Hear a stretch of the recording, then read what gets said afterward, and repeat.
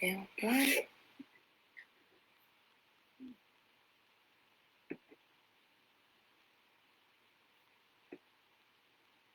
Okay. Good. I think we're good. We had a couple of technical issues, but those have been resolved. So let's restart. Welcome everyone to our second episode of Wanderlust Wednesday.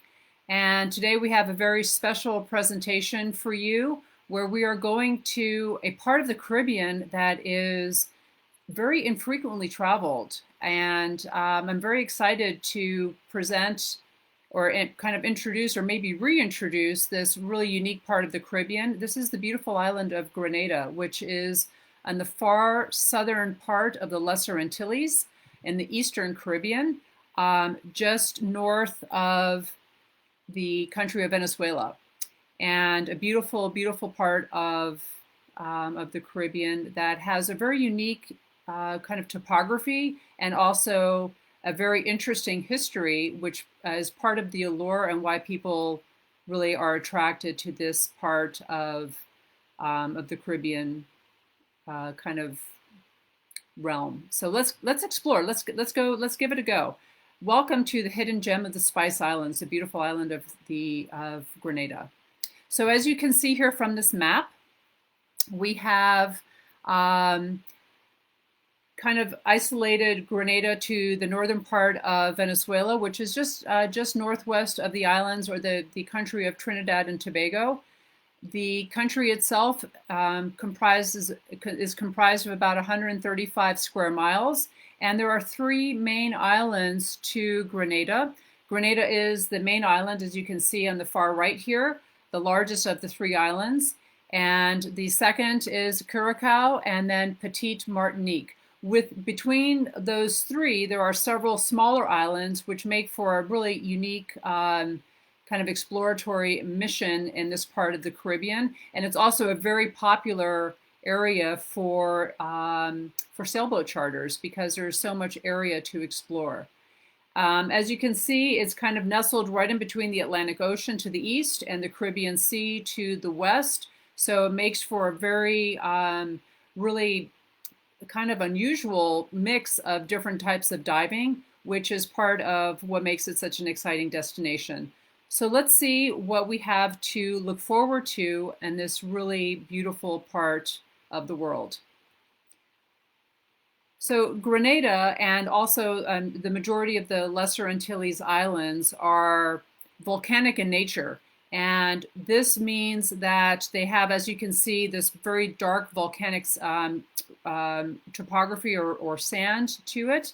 And there's also a lot of kind of interesting wall formations as you're kind of exploring these snorkeling areas and diving areas.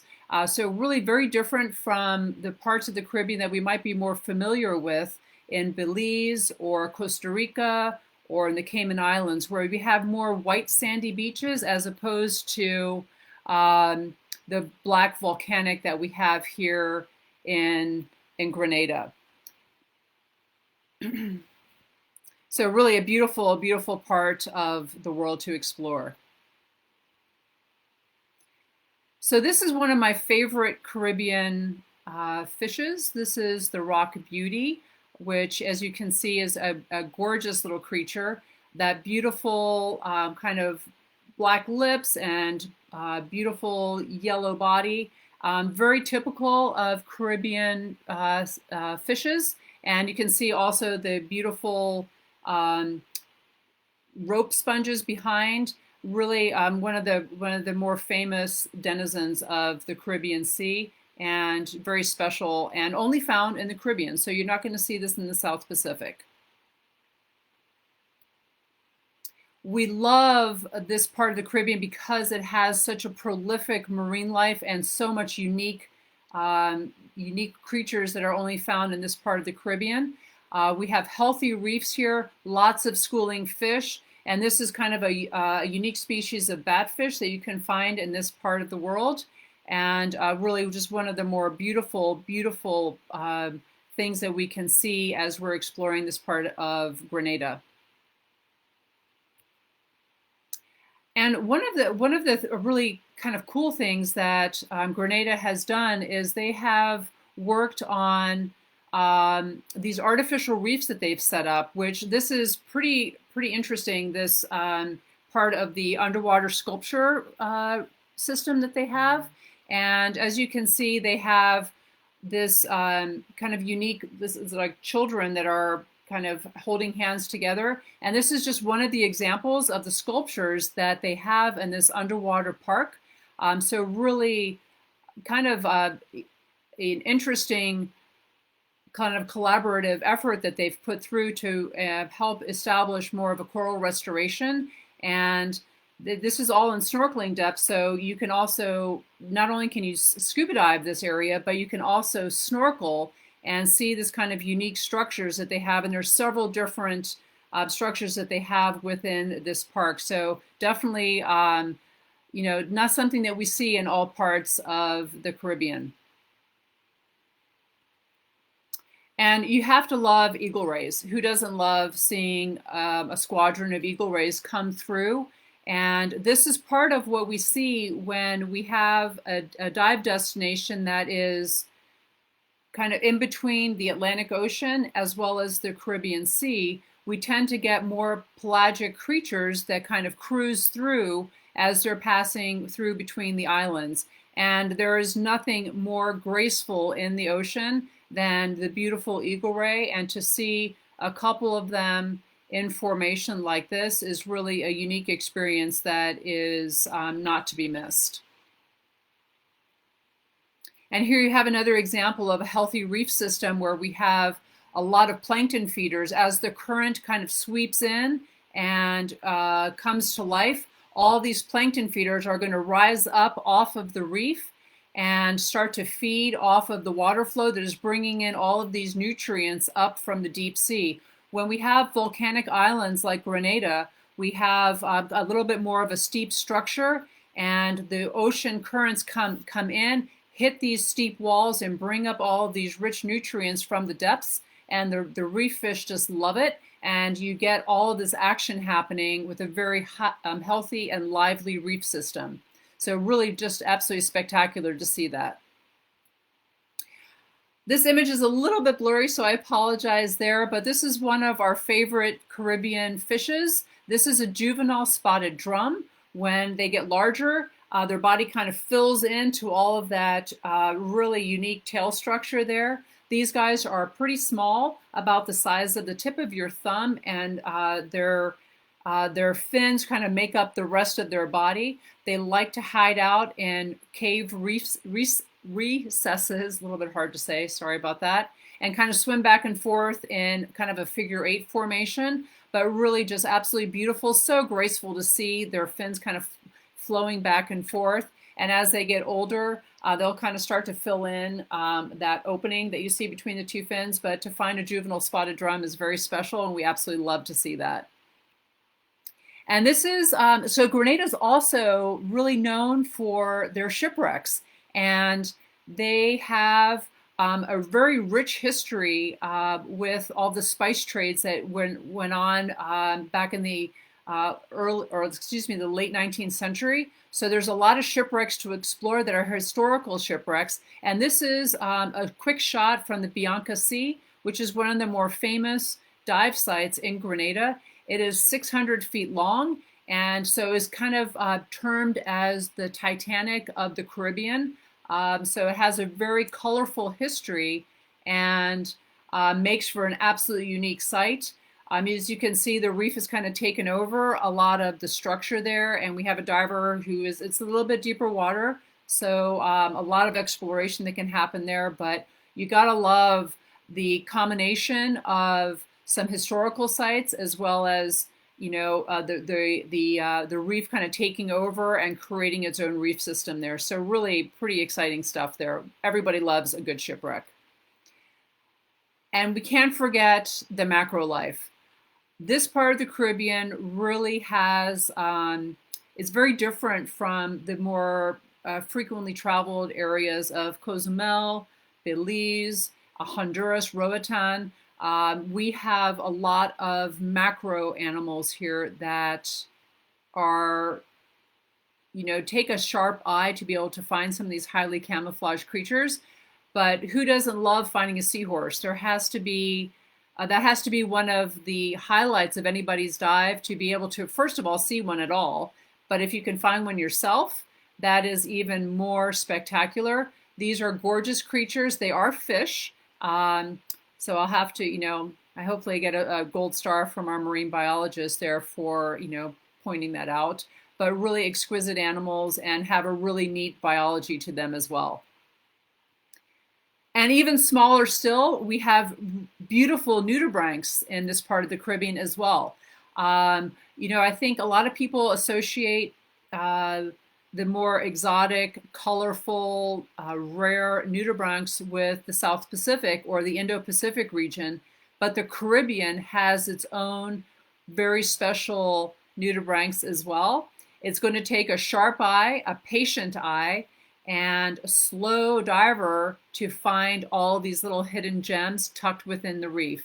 So, to find these beautiful animals, they're tiny, tiny creatures, but a trained eye, a good dive guide, and a patient diver is going to find these hidden gems. And of course, who doesn't love the queen triggerfish? This is one of the more spectacular animals in the Caribbean Sea. You will not find this in the Indo-Pacific. Sure, the Indo-Pacific has its own glory, but I have to say the queen triggerfish is one of my personal favorites. Just an absolutely exquisite creature, and has that long tail, all of that iridescence, that amazing coloration around its eye. And to find one of these, we don't see them that often, so to find one of these is really a very, very special treat. So let's talk about the topside, because honestly, one of the biggest draws to Grenada and the far eastern Antilles, Lesser Antilles of the Caribbean, is what they have to offer from their natural topside beauty. And Grenada has a very rich history of being involved in the spice trade. So many, many years ago, and still to this day, they are famous for their nutmeg and mace plantations, as well as their cacao. And they are famous for their chocolate. So, I mean, as if you needed any more reasons to go to a beautiful destination, you can dive all day, and then in the afternoon, when you need to do a little bit of a surface interval, can go explore some of these chocolate factories, check out some of the nutmeg plantations, and they also have several rum distilleries. What could be better? An afternoon filled with sampling and smelling the beautiful nutmeg and the mace, sampling a little chocolate, and wash it down with a little rum. Sign me up. I'll take two. And then, of course, you have to work all that off with some of the beautiful nature hikes through the topside topography here. Grenada is famous for its waterfalls and nature hikes through the rainforest, seeing all of the birds, all of the foliage, and taking, after a nice hike where you can burn off all of that chocolate that you just may have consumed at your chocolate tour, go for a nice refreshing dip on one of these beautiful waterfalls. There are numerous waterfalls throughout the island, and this is one of the more popular tours that you can do during your surface interval, where you can, go for a fresh swim, and then, I don't know, maybe sample some more rum afterwards. Who knows? Anything is possible, but absolutely spectacular. One of the more really alluring reasons to explore this part of the Caribbean. So with that, who's ready to sign up? I know I am. This is a unique experience for us, and one of the places that people just don't go very often. So if you have a bucket list within the Caribbean, or just within all of your dive destinations in general, I encourage you to explore Grenada and see what this hidden gem of the Spice Islands has to offer for you. There is a lot. It is waiting for you, and not that many people go there. So check it out. We have a great trip coming, and we would love to have everyone join us and go see what we can explore both underwater and topside. If there's any questions, be happy to take those. Any questions about the destination itself?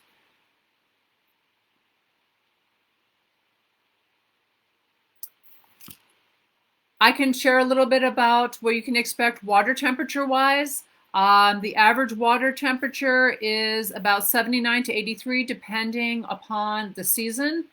The dry season is between January through May. It basically follows the same Caribbean hurricane season. So rainy season tends to be between June and November.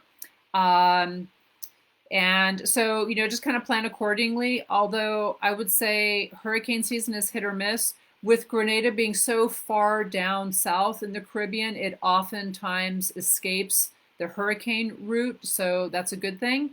But you always have to plan accordingly. But the dry season is typically between January to May. And let's see here. Most of the dive sites are on, if we look back at that map, most of the dive sites are on the southern to western part of the island.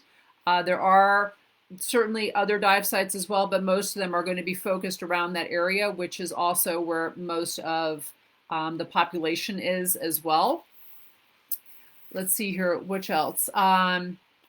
Gosh, there's just so much to do there. I mean, honestly, it's like you want to dive in the morning and then just go and explore in the afternoon and just go check it out. Get some exercise, do a little hiking. Nothing has to be too strenuous, but we really love this destination because it is so different. And that's one of the things that we strive for at Ocean First is to find some unique places to go and explore that not everybody goes to, because why not? Let's just go and branch out and see what we have. And there's a lot out there. The more that you explore, the more that you find. And I think that is definitely true of Grenada for sure. Let's see here. Gosh. I don't know. If there's any further questions, we can put them in the chat and I can certainly address those after the fact. But if there are, any more specific questions that come after this presentation, please feel free to put those onto our Facebook page, or you can also contact me directly at travel@oceanfirst.blue, and I would be more than happy to address those questions for you. We're very excited about this particular expedition and, just to get out there and see what else the world has to offer for us. So with all that said, I'm going to go ahead and stop the presentation. It will be available for you, of course, on our YouTube channel. And I certainly look forward to everyone jumping on this hot new destination. Well, it's not really new, but new for us and hopefully new for you as well. Thank you all so much. And we look forward to taking you on the next adventure for our next episode of Wanderlust Wednesday, which will likely be in the new year, given the holidays. So we look forward to seeing you then.